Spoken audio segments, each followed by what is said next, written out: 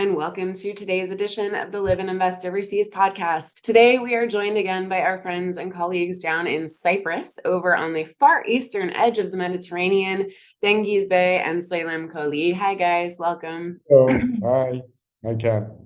Thanks for taking the time to speak with us again today. We've had so much great interest in Cyprus in the past few weeks since we've begun talking about this island in earnest. And of course, as you know, we'll be hosting our Live and Invest in Cyprus virtual conference there this week. If you are already signed up for that, or if you have any interest, you will see plenty of the three of us this week, all speaking with the rest of the expats and experts that we know in Cyprus to tell you all about how to live your best life in Cyprus. Meantime, we have been getting lots of great questions as people are getting more familiar with Cyprus and getting to know it a little bit better. So let's jump right in. We have a question from Bibi, who is wondering which cities are close to the most beautiful beaches in northern Cyprus, and which coastal towns have the warmest seawater temperatures. So what would you guys recommend? I quite like Alagadi, so I would go with Kyrenia. But a few times a year, I do enjoy traveling to the Golden Beach on the tip of the island in Karpaz. But the trip there is quite long, so it's not, frequent. How long is the drive? Maybe 2 hours with, breaks. Okay. Is the road good? Is it like a dirt road or something? Well, the majority of the road is good. Just, beach a bit dirt road-ish. Sometimes those are the best beaches, the ones that are found off dirt roads. The Golden Beach is basically a reserve area, a nature reserve. That's why it's kept in such, amazing condition. There's no construction allowed in that area, so it's practically considered to be the best beach on the Mediterranean, actually, the Golden Beach. It's a wonderful place. That's why, most of us just, frequent that beach every now and then. It's not like, it's not like a city type of beach that we go, but we have these Cypriot donkeys that are like, roaming in the wild over there. Oh, cool. Endemic plants, and it's a wonderful place, actually. That sounds like a lot of fun. Next time I come, that'll be on my list. Yeah, Are the water temperatures more or less the same all over the island? Is the north or the south any different in terms of temperature year round? We get the wind from the west. Therefore, the western part of the island, the beaches there on the west are a little bit cooler compared to the eastern part, because that's where the wind is blowing from. Other than that, I cannot say there's a major difference in water temperature. But I'd like to give my opinion on the beaches too frequent. I enjoy going to Iskele Long Beach. That is my favorite beach, because there's not only the beach, but you also have the the sort of like the amenities and also the beach clubs and everything that you can basically enjoy after a long day of sunbathing or something like that. There are tons of restaurants and social amenities, let's say, social attractions to follow the sunbathing activities, let's say. Yeah, it's good to have the two options: the remote beach with no amenities, where you really connect with nature, and my preference is the amenities. Count me in. Yeah, and I know you guys have lots of fun clubs on the beach, hotels on the beach, where there are fun parties and DJs on the beach and stuff. And I will just say, as I know most of our readers are closer to retirement age, but when we talk about partying or clubbing in Cyprus, I was actually kind of shocked. I'm in my 30s and I'm used to being the oldest person in a club. If I go out here in Paris, I am by far the oldest person there. But I had so much fun in Cyprus because everywhere we went, everyone of every age was all having fun together. It wasn't like everybody was just 20 years old or a teenager. It seemed like there was a nice mix of people and everybody was enjoying the nightlife there. Yeah, I remember too. We had a lot of fun all together. Yeah. All right, so let's take another question.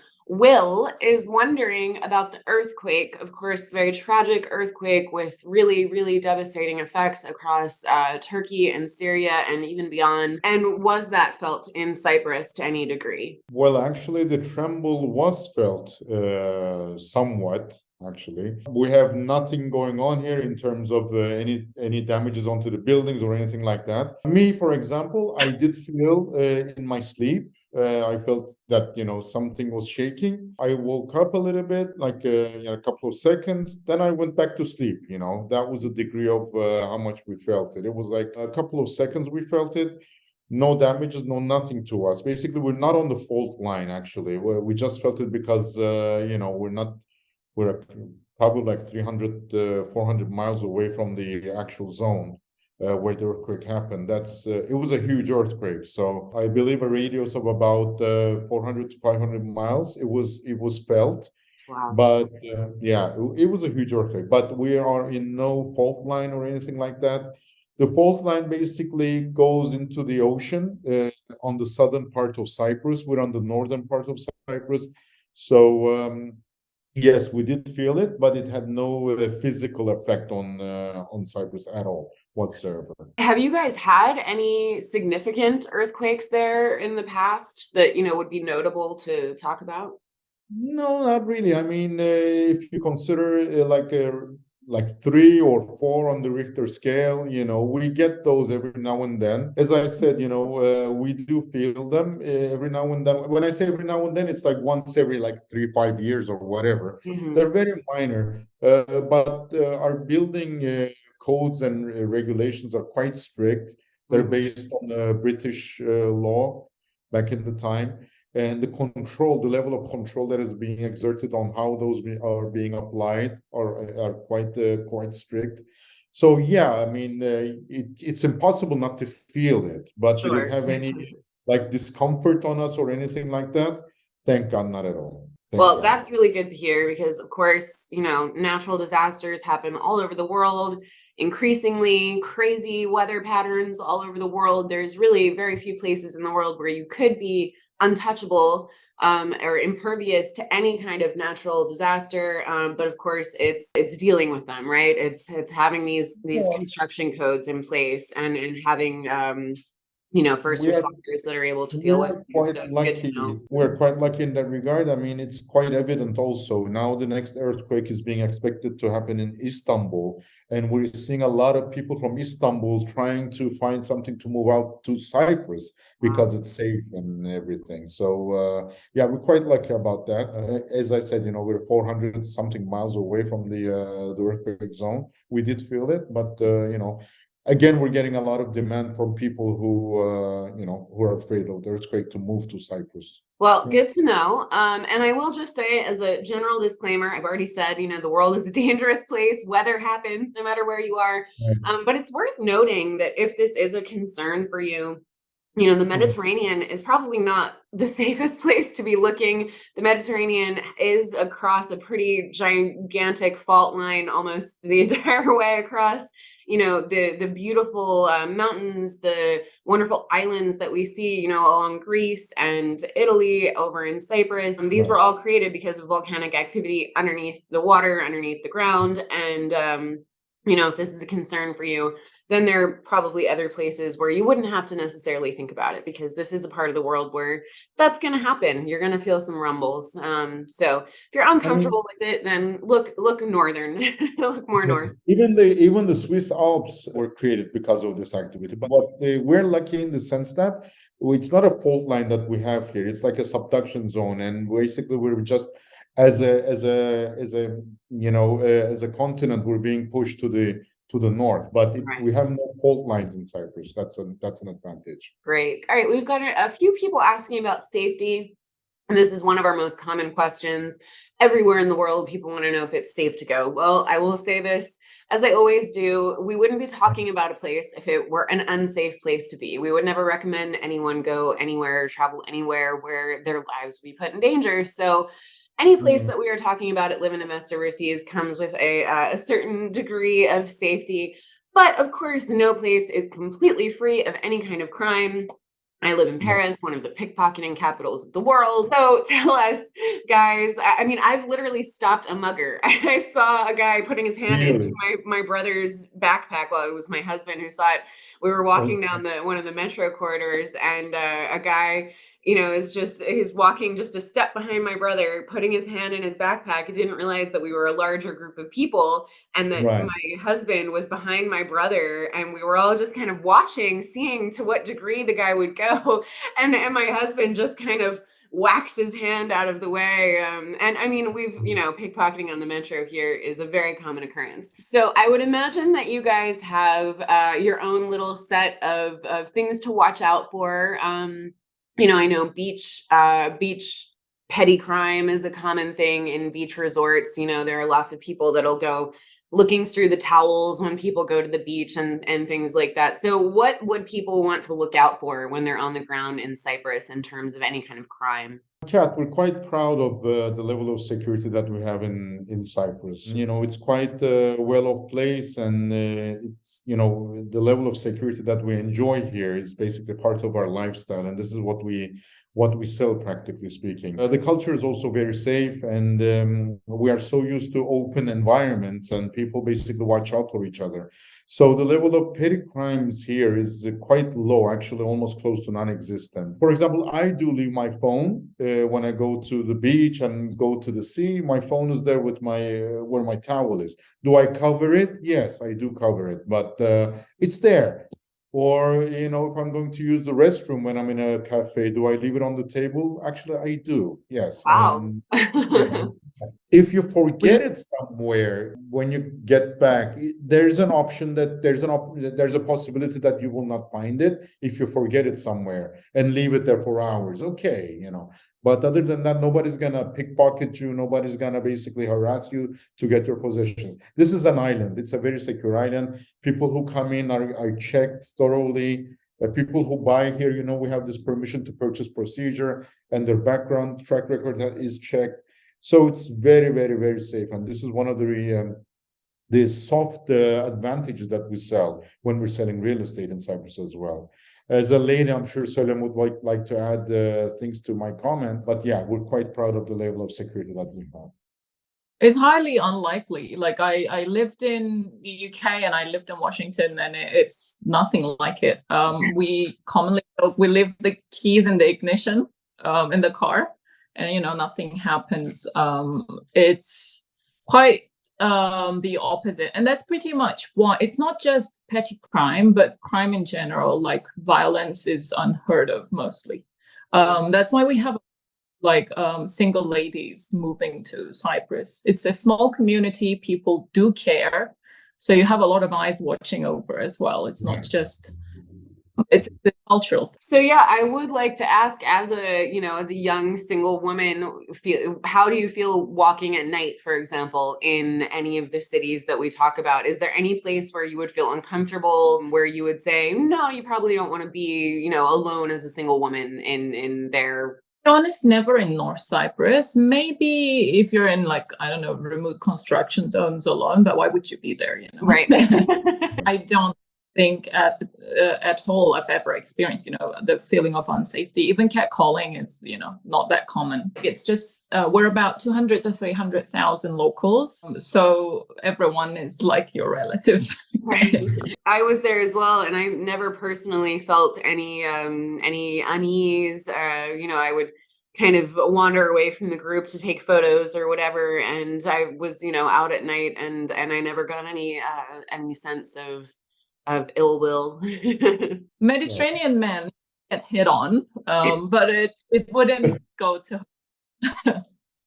No, I will say, if you are a North American woman with certain expectations of political correct culture, that doesn't necessarily apply to Latin America or to Mediterranean Europe, I will say. And honestly, after I had a kid, I felt rather refreshed to go to parts of the world where men did catcall me and told me what they thought of me, because I was wondering if that part of my life was going to be over. But you go to Italy, you're still going to get hit on. Good for you, I should say that. Okay, so we had somebody asking, can you own property in Northern Cyprus? So I would encourage this person to go check out the video that we made last week, which should be available now. You can follow this link to go to our video all about how to purchase property in Northern Cyprus and how that leads to residency in Northern Cyprus. Yes, you can own property. Are there any restrictions on foreigners when it comes to owning property? There are zones that you can purchase, so you can't really be too close to like military activity zones, etc. For the sake of safety. Yeah, that's And normal. I think every country in the world has that rule. yeah, and then how much you can buy is also like if you're buying in your sole name, you are allowed to buy one. But you can buy in a trust, buy a trust or in relative's name, or buy in a relative's name and sign a trust with the relative. There's ways around it. There is one restriction that I'd really like to point out. As I explained earlier on, we have this so-called permission to purchase procedure, and the foreigner has to go through this procedure in order to be eligible to purchase here in Northern Cyprus. And this permission to purchase does require a clean background check. So clean background report, actually. So if somebody does not have a clean background report, or they cannot source one, they're not allowed to purchase here in Northern Cyprus. If that is considered to be a restriction, yes, that is a restriction. Yeah, and again, it's common in most of the world. I think there are just a couple of countries that I know of that don't require a background check for doing these things, and those countries are already changing those rules. So this is it's a show and tell world. You better not have anything to hide. All right, let's talk about some of the most popular places for expats. This has been one of the more frequently asked questions. Where is it that most foreigners are heading when they are coming to Northern Cyprus? Obviously, the coastal towns are the most attractive towns for expats.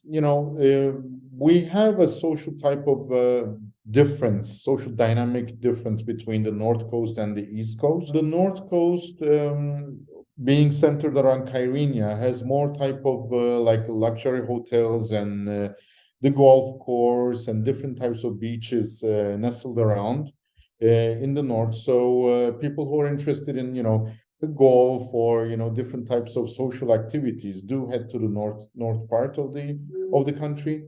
The eastern part, again, is a little bit more different when it comes to social activities. There are more historical towns nearby on the East Coast, even though in the north we have them historical parts as well. The east part is a little bit more historically active.